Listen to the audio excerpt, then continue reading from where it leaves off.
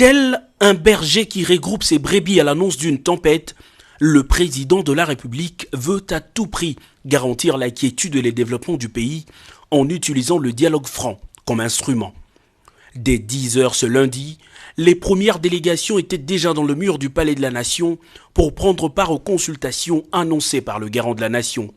La délégation de la Commission électorale nationale indépendante, conduite par Corneille Nangaa, est la première à être reçue par le chef de l'État, Félix-Antoine Tshisekedi Tshilombo. Après près d'une heure de discussion sans langue de bois, les voilà ressortir de la salle de réunion sans échapper à la vigilance de médias.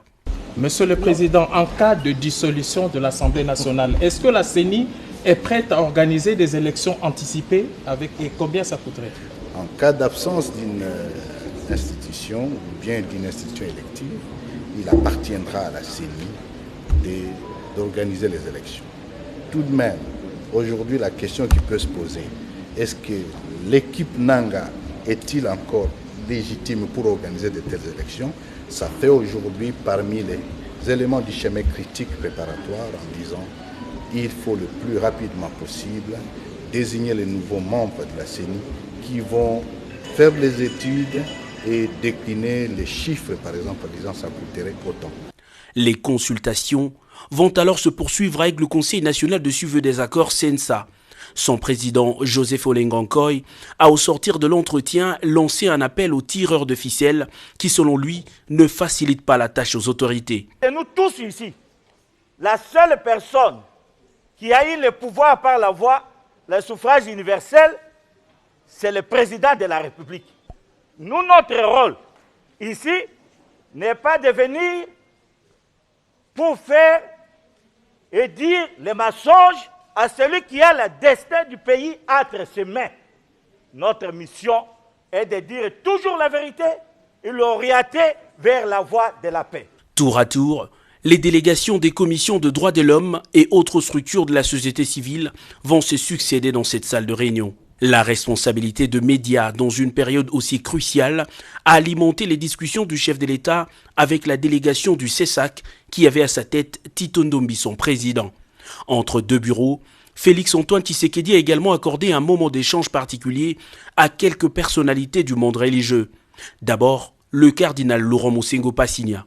Nous avons eu un mémo que nous lui avons présenté dans lequel nous disons que le pays a besoin de centrer le tout sur l'économie.